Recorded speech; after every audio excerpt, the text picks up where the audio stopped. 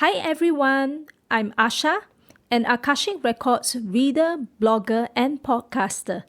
In this series, we will demystify the Akashic Records by bringing to you bite-sized contents on frequently asked questions relating to the Akashic Records.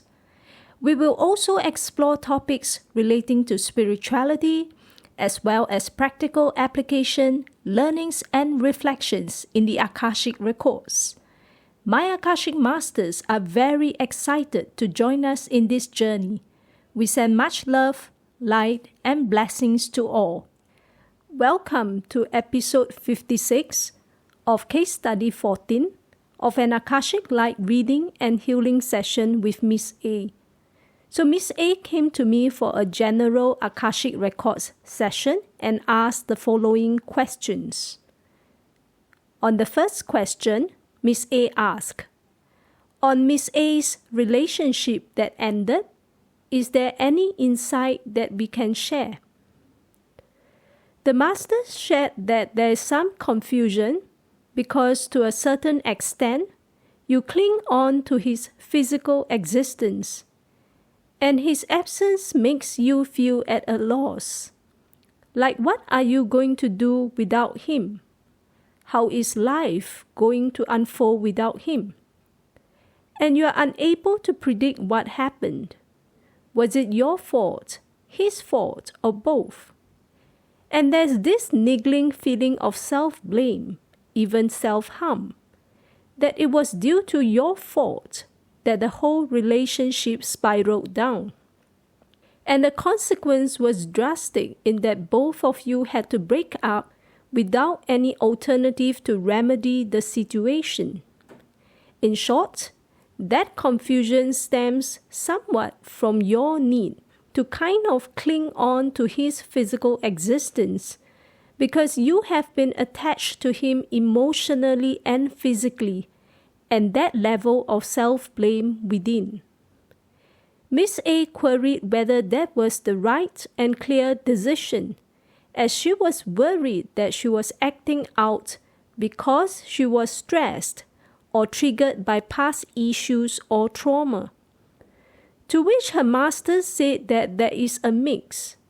It is a bit of your trauma, a bit of your feelings, but ultimately it is also up to your choice, and they respect your choice made at every moment and stage of your soul's journey. As for the trauma, the Master shared that it is feelings of abandonment. In the past, due to some childhood fears, you had some notions of feelings of abandonment. That means you fear being left alone, ditched by others who don't truly appreciate you. You feel the sense of security when others are around. So the need to cling on to that sense of security sometimes indirectly makes us want to physically or emotionally latch on to people. It is a very normal feeling. Because we feel a sense of loss or emptiness within, so we start looking externally for people to hold on to. And then when things don't turn out well, we feel betrayed. Like you committed so much to the relationship, but it didn't turn out as expected. It wasn't as reciprocal as you expected. It felt imbalanced. Like maybe you put more than 60%, but you are getting 40% or less. And is it too much to be asking for more from others? That core issue of feelings of abandonment also stems even deeper from the lack of self-love. Because we don't really know or don't love ourselves truly deeply enough from within. That's why we took on all these beliefs from others, that we are unworthy of love, that we are not deserving of true reciprocal, genuine relationships and love. So sometimes it might lead us to feel a bit desperate, trying to cling on to people or situations be it physically or emotionally. But most of the time it backfires for us. So it is a bit contradictory. Like the more we want to hold on to people, the less we are able to hold on to them. And we end up attracting that kind of unrequited or imbalanced relationships. And we feel that kind of emptiness. Like I have been seeking so hard, and I thought this is a fulfilling relationship that I entered into. And again, it turns out like a similar pattern happening yet again. In summary, the core issue is the lack of self-love, and that is linked to feelings of abandonment, which makes us want to cling on to others. And then when we cling on to others, we feel that it is unreciprocated. We feel betrayed. So there's a lot of layers in the emotions involved. So that's why we sometimes feel very confused in this whole situation as it unfolds. Because there are just so many disparate emotions going around, and there are so many layers of thoughts. At the core of it, we wonder whose fault is it? There's no need to embark on this harsh examination of self or even others. Focus on the self. It is very simple. In times of doubt and confusion, always go back to the self, who you are from deep within. Spend time with yourself. Learn to love yourself. Remind yourself of how precious and priceless you are, how each body part of yours is truly serving you, taking care of you. Things that we long take for granted, but others may crave for because of whatever disability they may have. So we have all these things within us, this whole package of this divine self within us that we often take for granted. When we feel very confused, take a few steps back, even if needed, shielded from others around, retreat into our inner sanctuary, to our entire self, and just spend time writing down the things we love about ourselves. If need be, to constantly remind ourselves things that we often take for granted. Not even about us and others. It is just about ourselves, our magical, divine self, or the talents that we have, or the praises that we long crave for others to tell us, but they don't tell us. We can tell to ourselves because we know ourselves best. It is not shameful, embarrassing, or even deceiving ourselves by saying that, wow, you are really artistic and creative. Sometimes we want others to tell us that because we feel that external affirmation and validation is much more accurate than our own assessment. But why is it so? We grow up knowing ourselves, being in our own body for so many years. How can an external person have a better judgment of ourselves than ourselves, right? So take time to remind ourselves of the truths regarding ourselves, how precious and priceless we are. The 10 things that we love about ourselves: that we are creative, we are artistic, we are generous with others, we embrace others of all diversity. We can just shower all these things to ourselves. And that is really the first step to learning how to love ourselves. The next step is to spend time with ourselves. When we keep surrounding ourselves with others, feeling a sense of lack and sometimes insecurity, it kind of backfires. When people say things to us, we feel very energetically depleted. When people say judgments to us, we wonder, is it true? Is it me? Why are you so short-fused today? Then you wonder, why am I so bad? How have I changed so much? I thought I used to be this and that. We tend to take on all the judgments from everyone, and we think it is the ultimate truth. Then am I really so bad? What happened to me these days? Why am I this and that? All these are exactly what others say to us. It is not that they are wrong or we are right, but it is just that we are so fragmented.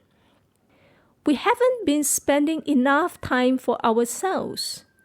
We have been surrounding ourselves with people. So we are very fragmented. That means some part of ourselves left there, some parts thrown don't know where. So we come back, we don't even have our whole self to begin with. On the second query, Miss A asked, should Miss A reconsider her decision made and get back together with him? Miss A shared a part of her does regret the decision because there are so many things that work well in the relationship. She questioned whether she fully loved him, and everything in the relationship is genuine. He is a wonderful person. She has this trend in past relationships of pulling back. The masters shared to spend time with yourself first. Learn to know yourself from inside out. What you are seeking for in a relationship. What truly brings you joy from within. Learning to kind of be self-sufficient. That is learning what you need for yourself and how you can provide for yourself. And that is when we are in a clearer space to kind of decide what relationships we want to pursue in life. Because there's this lack mentality that stems from abandonment. So we tend to feel that good guys are few and far between. They are almost extinct. So when one appears, we feel the need to cling on. And when we cling on, we feel somehow dissatisfied, so we want to let go. We feel a little bit suffocated. We feel this is not a true match. But then when we let go, we wonder if we made the right decision. Should we reconcile or not? But there was something in the first place that made us decide to pull out, because it was a tough decision. If everything had been satisfactory, good, mutual, and loving, we wouldn't even have thought of this. But now we have pulled out, we kind of regret, and we think whether we should go back or not. But masters remind that the whole issue is you are quite fragmented right now. So there is a state of lack of clarity and confusion within. Rather than to rush in, regret again, and pull out a few months later, they suggest that you spend time with yourself, even for a few months, say 2 to 3 months just with yourself, alone, single. During that period of time, spend time doing things you truly love for yourself, like what you really like to do alone. You don't even need a partner to do this. You can try spending time doing things that you truly love, and remind yourself of how priceless and precious you are. Keep up with your meditation practice if you have forgotten about it. And remember to call back all your parts, all your personal power, energy, and soul parts religiously daily. Because you are very fragmented right now. With these 2 to 3 months of self-nourishment, you will feel more whole and complete if you have been doing that. Like spending time with yourself, loving yourself, doing things that you truly love all by yourself. While spending time with yourself, you will learn what it takes to be self-sufficient emotionally. Like when you feel down, this is how you take care of yourself, and then you will feel much better. When your inner child is crying, how you can talk to her. Instead of being very harsh about yourself for every mistake committed, how you can nicely persuade or talk to yourself as if you are talking to another best friend. But that best friend is you. That best friend is not someone else. And how you can kickstart a relationship with your masters just by talking to them in your Akashic records so that they can support you. Sometimes, when we are feeling fragmented, we may not be able to pick up what they say very fast.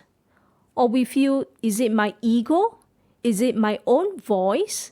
Or is it really Master's voice? Really so good? You really said yes? Too good to be true. So it is okay. We can spend time to talk. It can even feel like a monologue in the first few times. But it is okay. We just keep trying. There's no need for a partner if we are not ready from within. It is mutually beneficial. For you, in terms of not hurting the guy, by not being able to give the commitment that he is seeking for. And for yourself as well, because you might just go back to the loop. Why things are not working well? Is it my fault? Why can't we solve this relationship again? Why must it unfold this way yet again? Instead of going back to that loop of critical self-examination, we learn to let off some steam, be a bit kinder to ourselves. By spending time with ourselves for 2 to 3 months, all alone, single status, and then doing things that we really love, nourishing our soul, we will have a much clearer idea after that. So I realized this is what I love about myself. That when I feel sad or depressed, this is how I take care of myself. I don't need a guy to tell me that I am beautiful, creative, artistic, and my talents are being appreciated in order for me to appreciate myself. I can tell myself exactly that. I have proven my own worth to myself. I am satisfied that I am confident and good as who I am. So when I am seeking a guy, I'm just finding someone whom we can mutually trust, support, and uplift each other to greater heights, wherever we are in our respective endeavors. So we are looking for a soulmate quality, people whom we can trust, support, and uplift us. Not someone that we want to cling on to physically, emotionally, mentally, for whatever reason, because of a lack within. Of course, it is easier said than done. Feelings of abandonment are often traced all the way back to childhood. So we need a period of time to work within ourselves, to heal this traumatized part of us. That when someone says, does, or reacts to something, we feel very paranoid, paralyzed with fear that we are going to be abandoned or all alone. It happens. Everyone has some level of that from within. Miss A shared that it is interesting that we mention soulmate type. She separately worked with another healer to imagine the qualities that she wanted in a partner, and he is pretty much the exact person. To her, he did feel like a soulmate type, and it feels like a huge loss in that sense. How does she engage with him to support him and maintain their relationship as friends? To which the masters reiterated, spend time with yourself for 2 to 3 months first. Minimize contact with him. It is not that he is evil. It is not that you are abandoning him. It is not that you are closed off to all opportunities of reconciling with him. It is just to have clarity in your state of being as who you are. Whether he is soulmate quality or not is of secondary importance. Of primary importance is truly loving, caring for yourself, knowing your complete self, and through that, really knowing who you are seeking for. Instead of what some other healer probably told or guided you to that process. The masters are saying we have many options and choices. Soulmate quality is not defined by just one single trait. Our mind restricts ourselves to a lot of possibilities because our mind tends to close off things because we don't want that added confusion. We think that, okay, my personality, I need extrovert and judgment type, giving me routines and structure that I need. So we tend to close off all other introverts, creative pattern kind. Master says step back, spend 2 to 3 months all alone. Figure out yourself, learn to love yourself. And through that, learn to realize that there are many options for you. Soulmate quality can be in many forms as well. It is not just this one defining characteristic. At the end of 2 to 3 months, you would have obtained a certain level of clarity. How much you love and prioritize yourself. Who you are seeking for in a relationship to support and uplift yourself. Then you may also find that you have more options. Because as you love different parts of yourself, you kind of open up different doors in your life as well. You realize that you like this hobby, activity, or characteristic of yourself. Maybe pursuing this hobby may not be that bad an idea. Or some new trends or whatever lifestyle thing that you chanced upon. And you feel like, why not just give it a try? So then you realize you have many options, opportunities, and possibilities. On Earth, there's not just this one guy. Of course, maybe you might realize months or even years down the road that ultimately I still feel that this guy is most suitable and we are both ready. Then we can both rekindle the relationship. But at the same time, you always have many options. As you open the doors in yourself internally, you also open the doors externally. That's when you realize that there are many guys, but somehow I was blind. My veil was so thick that I only saw one defining trait. I just defined that in life, these are all the traits. And after I did this filter, there is only one guy left. So if I let him go, I will lose out on everything. I will have no guys left. Because there is just only one guy that fits all the characteristics, and he is almost extinct. If he is taken, there is nobody else left. We engage in this analysis, but masters are saying there is no need to. You have many options, you are still young, you have many possibilities, and there are many guys who are suitable for you. It is just that our veils are so thick, we only filter down to one. Miss A noted that it is a very interesting comment, which she needed a lot of reflections. Part of the traits she likes about him has a lot to do with being very good at boundaries, being spiritually deep, and she has never ever met someone with that profile. Like what we said, our mind restricts ourselves to specific types. She needed to reflect on that. On the third query, Miss A asked, is there a way that Miss A can close this chapter nicely for him? Miss A felt that she could have handled the conversation better.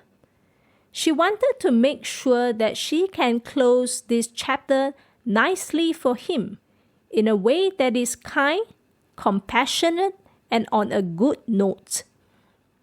To which the master said, thank him for the experiences and the beautiful memories you guys had in this relationship. You learned so much about yourself, and you would want to spend time to do some serious self-reflection, to know yourself better from inside out. The whole message is that it is really nothing directed at him. No animosity directed at him, that he is not good enough, that he should be this and that, he didn't fulfill these certain particular needs that you want. But the focus is of the self. It takes a lot of courage and humility to say that. Because when couples break up, it is often hard to admit our own mistakes. It is easier to point out at someone else. You should have done this. You should have been nicer to me. You should have spent more time with me. What were you doing with your weekends? Instead, we draw back the attention to ourselves. That's all it takes. When we look at certain traits in the person that we desire from within, another question that we can reflect and journal about is, what do you think you are lacking from within? Because externally, what happens is a reflection of our internal world. So when we feel that the person is kind of perfect, or we kind of admire the qualities in the person, to a certain extent, it indirectly hints that we feel that we are lacking in that particular quality that we desire, that this person has. So we kind of aspire or want that quality. Sometimes it makes us feel like we love that person more. But it might also be because we also love that set of qualities that he has, which we feel we don't have. Why is it that we don't have? Why is it we feel we don't have? Is there a deeper reason that we are running away from or hiding from ourselves? Why can't we similarly develop that spiritually deep level that he has? Do we feel that we are not good enough? Do we feel the sense of lack in our spiritual development? What makes us think that we are inferior to other practitioners or even other modalities. And then good at boundaries. In what ways are we not respecting our own boundaries? Why are we not keeping up with the healthy boundaries if we are so seeking for, right? If we admire this person for keeping to the boundaries, why are we not doing the same for ourselves? What is the reason? Because we know that when we don't keep healthy boundaries, we might sometimes feel very fragmented. When we start giving all parts of ourselves energetically to everyone else, we might feel like we are left with almost nothing. And we feel very confused. Because we are picking up all kinds of energies around us. So if we know that keeping healthy boundaries might be a good step for us, the question is, why are we not doing that for ourselves? Do we feel that when we run away from people, we are not maintaining the relationships as we desire or others desire? Are we feeling a sense of inferiority? Do we feel that if we run away, that all these people won't be left? Is there a level of lack from within? And where is the whole concept of self-love? Where has it gone to? How are we loving ourselves in this manner? So all these things, it is not to be harsh on ourselves. It is not to judge or criticize ourselves. It is just to know ourselves as who we uniquely are. Our strengths can also be our weaknesses. Likewise, our weaknesses can also be our strengths. When we care a lot about others, the strength is we are very empathetic. We are very sensitive to other people's feelings when others could be really numb about it. Numb is not because they are insensitive. It is because they have desensitized themselves. Some people have wounds so deep that they have effectively created a huge barrier to the world. And what's that kind of healthy boundaries we are talking about? That's basically just closing off to the world. When we feel the need to be involved and everybody else, the strength is that we have the natural ability to be empathetic. And that also makes us very good practitioners if we learn to utilize that skill set.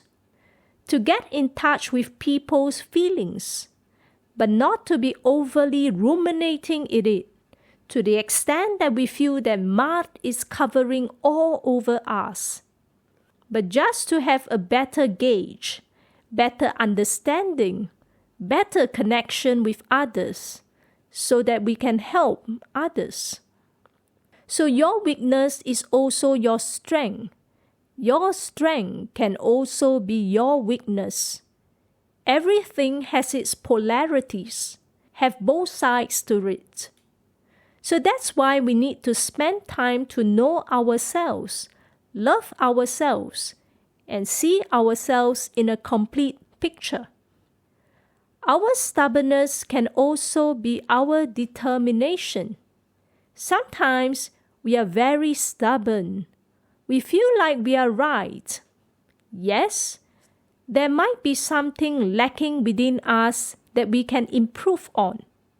But that also shows that when we want something or we are very focused on something, we can be very persistent and driven, which others may lack.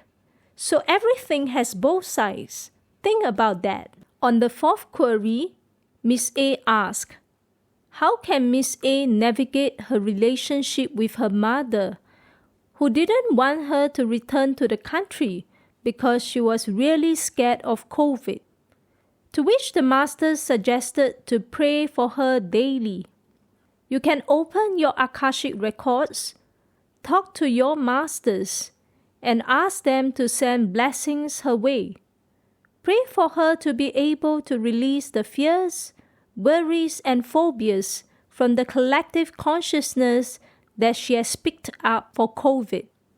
Because a lot of what she feels and a lot of her beliefs came from the mass media right now, the mainstream media that is projecting very extreme views of the COVID situation, that a few 10,000, 20,000 infected and so many people died.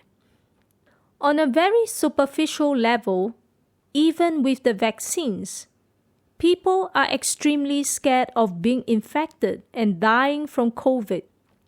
So she has picked up on that, and she has infused it within herself to believe that as the ultimate truth.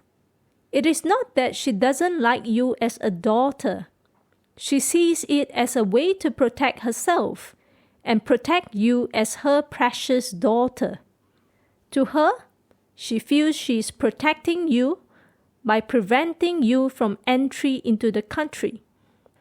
Right now, the mainstream media in the country is projecting such extreme views that she feels that the moment you step into the plane, the moment you cross the border into the country, you're going to get infected. You're putting yourself and the whole family at risk. And now she feels that she's also at a greater risk herself compared to you. To her, she feels you are in a more secure and protected space compared to her. And that's really because the media in your area has been kinder rather than our area. Not really that the reality in your area has been less cruel or less stark than ours. So we have to understand that her beliefs came from the mainstream media, which is a bit slanted right now. And she sees it as a way to protect both of you. So to her, it is out of love and compassion. Miss A asks if it is wise to just go back, even though she's so stressed about it. To which it was received, just wait for a few months. Since you have already waited for a long period, it is no harm waiting for a little bit. Wait for 2 to 3 months. It is also this period when you are doing some self-reflection. So spend time with yourself. After 2 to 3 months, if you spend your time journaling, reflecting, loving yourself, doing activities for yourself that you truly love, and then discovering your different talents from within, when the situation has stabilized, you can decide to return to the country. Because right now the few weeks are really bad here, especially from what is being projected by the media. Even though in reality it is less intense, but to everybody it feels like the world is going to crash. So that's the collective fear going on.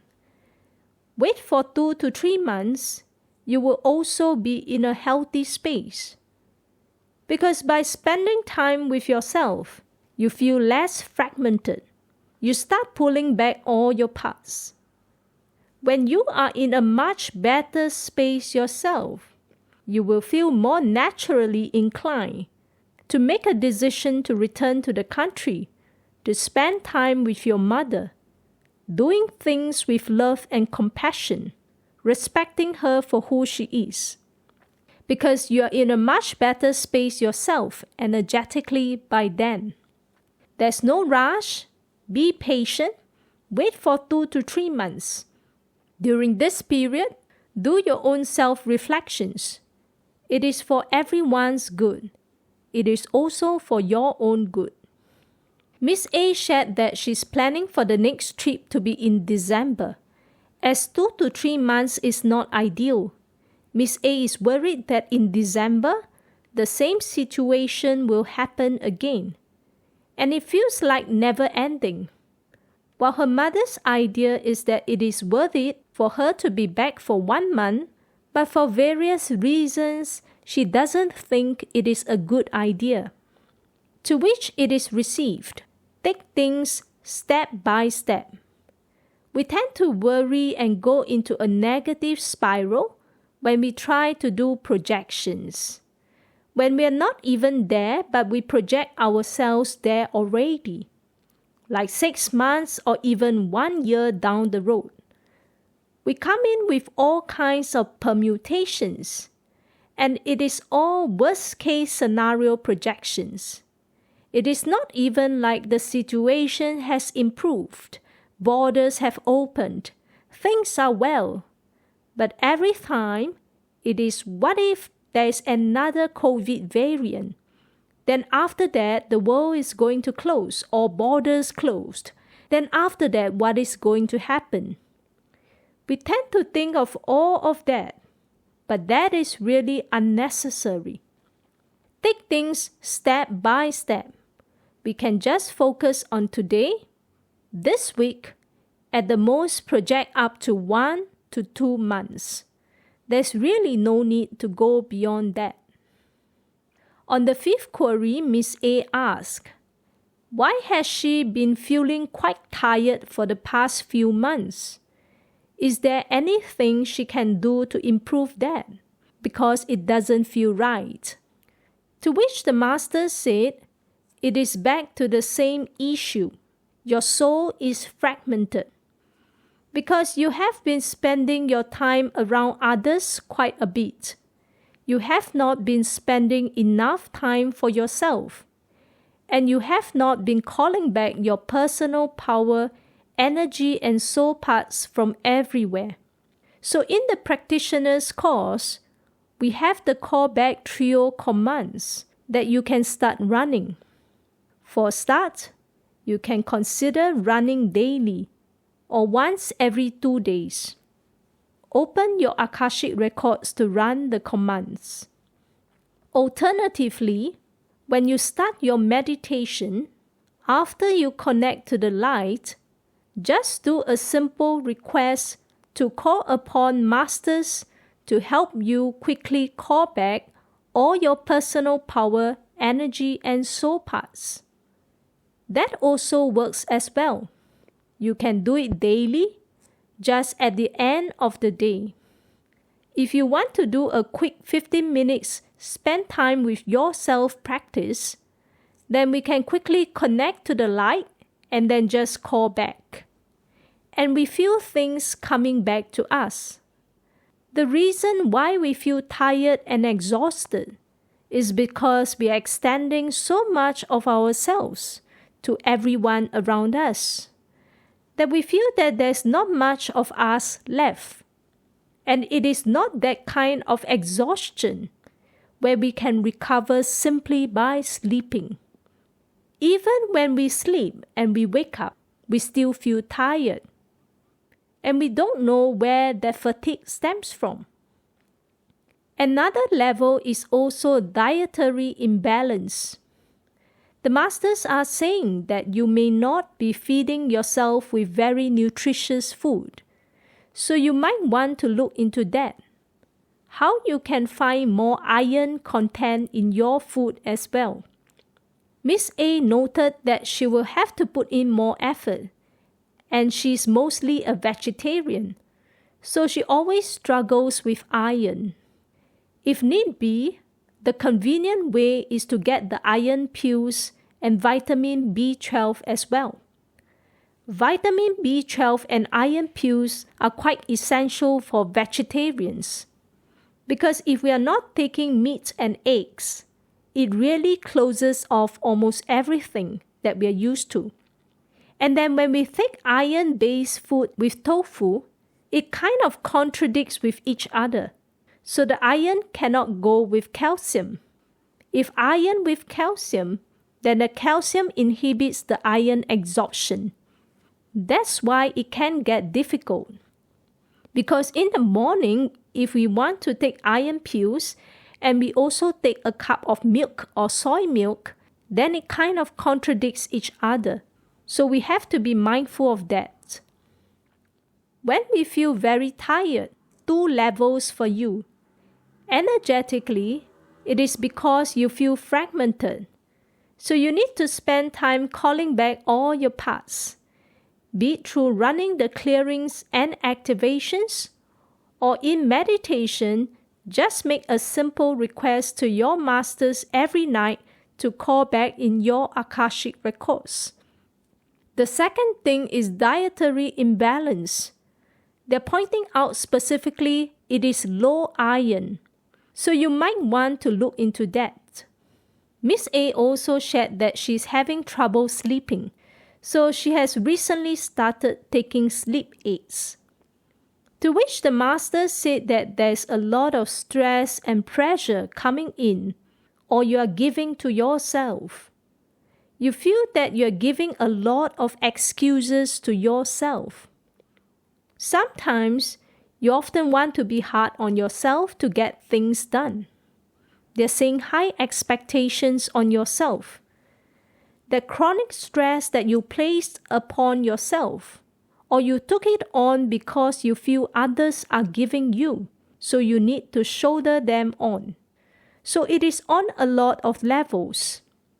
The fragmentation is partly because we spend time interacting with others, so we feel that our auric fields get very thin. We picked up a lot of rubbish from them. And then all our parts go everywhere. We talk to them, we leave some parts. We sleep, we leave some parts. Everywhere, leaving our parts.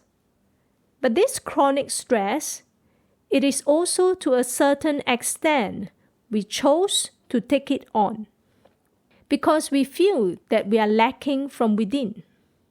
Their judgment and assessment of us are somehow accurate, that we feel that we need to take on certain expectations if we are not good enough. If not, we can't keep up to the standards. Unknowingly, it gives us a lot of pressure, which we have been taking on for a long time. As things get pretty intensive for the past few months, this also feels intensified. But it is not as if this chronic stress just came into your life a few months back. It has always been there. And the root issue is because we take on all these expectations on ourselves. To go even deeper, because we feel there's some sort of lack or unworthiness or not good enough within us. That's why we need to take on all this. And the question to ask ourselves is, why do we feel that we are lacking from within? Why do we feel that we are not good enough? Why must we take on all these expectations? So we might want to trace down further. Where did this come from? When did we first have this knowledge that we are not good enough in this particular area? As we zoom down, it can come to very small incidents in our childhood. Sometimes it can be past lives.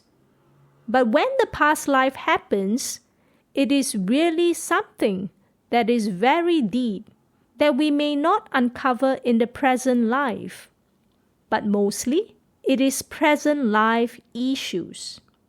And it can be similar incidents in the childhood that kept reappearing in different permutations in our life.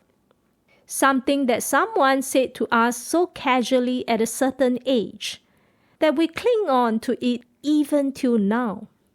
Or some form of punishment we received when young, where the verdict was given that we are not good enough, we are not smart enough, we shouldn't have made this mistake.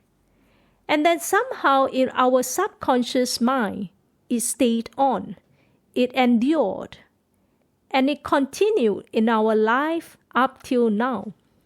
When people give us certain responsibilities, there will be this niggling feeling that I'm not good enough, I cannot commit any mistakes, I must be harsh on myself, I must be perfect, I must try to be as perfect as I can be, not to let others down.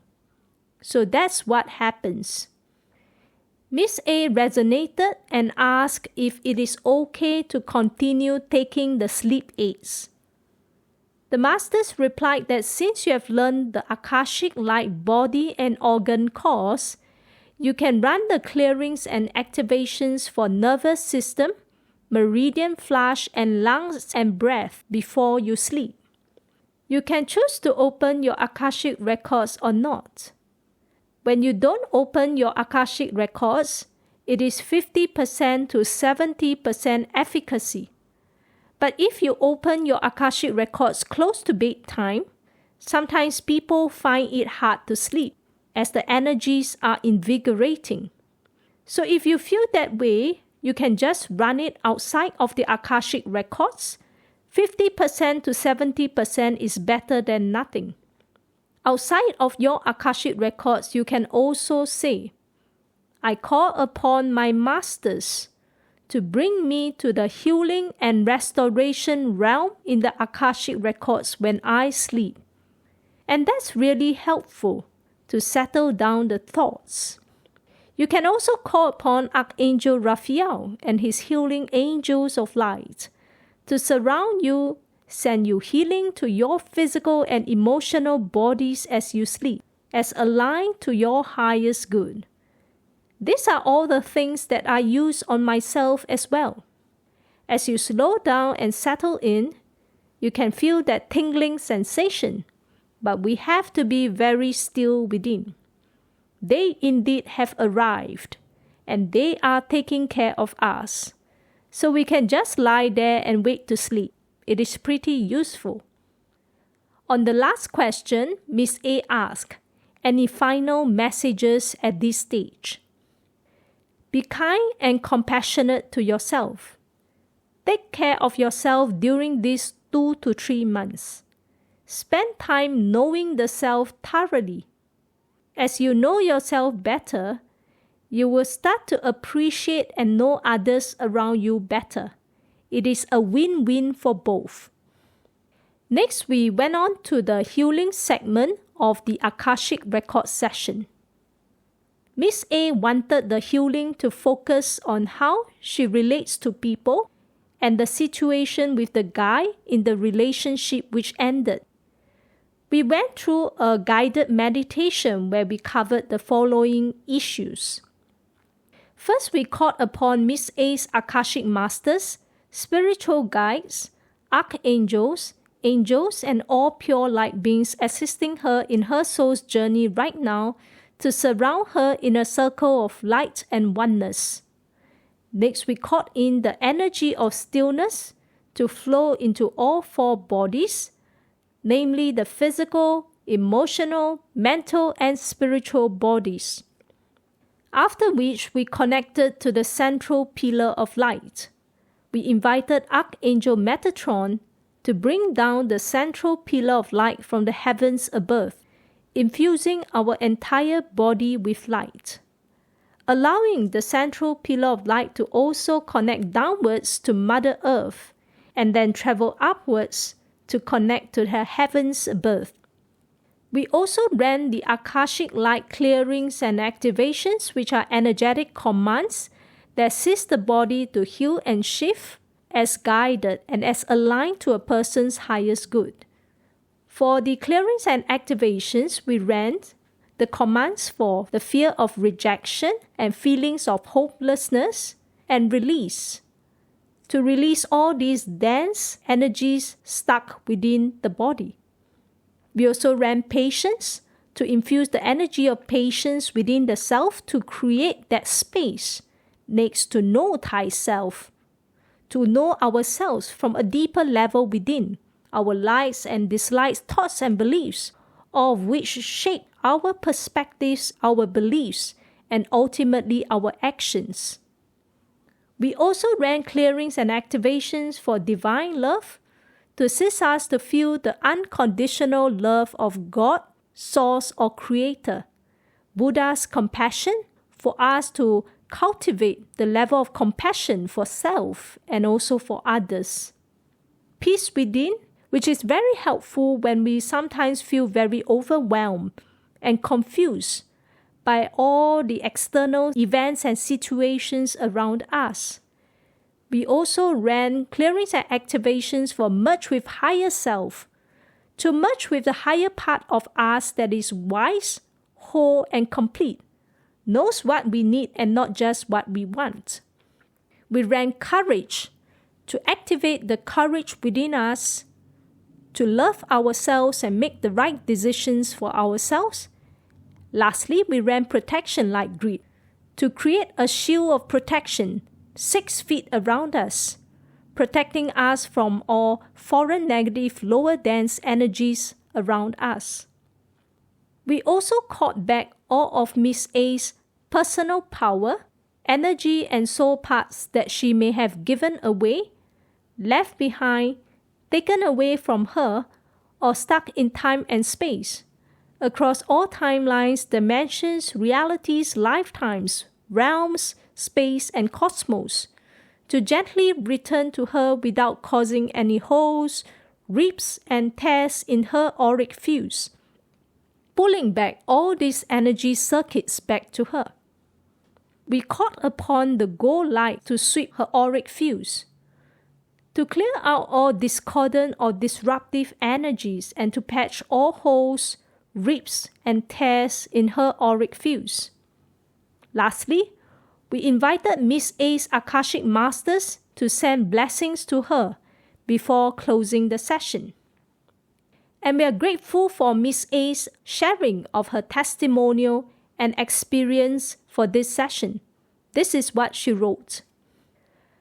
I really appreciate Asha's ability to hold space for my questions and concerns, particularly regarding one big decision I made.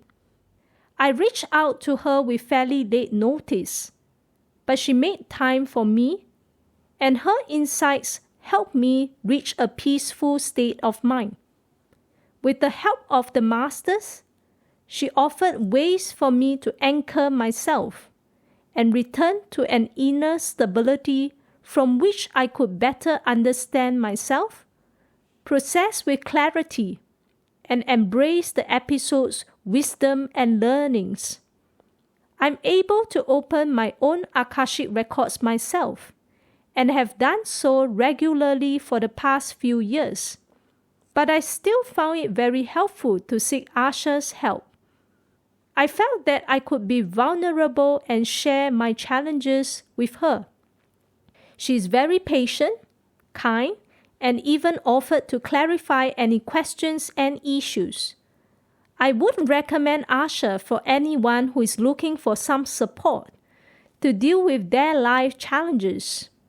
Sometimes it is easier to tackle things with a little external help, instead of thinking with our heart and mind, which have been so conditioned by our society, a world full of rigidity, fears, and limiting beliefs. Thank you, Asha, for a healing, supportive, and grounding session. And we also like to extend our thanks and appreciation for Miss A for sharing her story as well as her testimonial and experience for this session. Thank you for tuning in to this podcast. If you would like to read about my dialogues and reflections with the Akashic Masters, you can visit my free blog at asha-akashicrecords.com. Till next time, take care.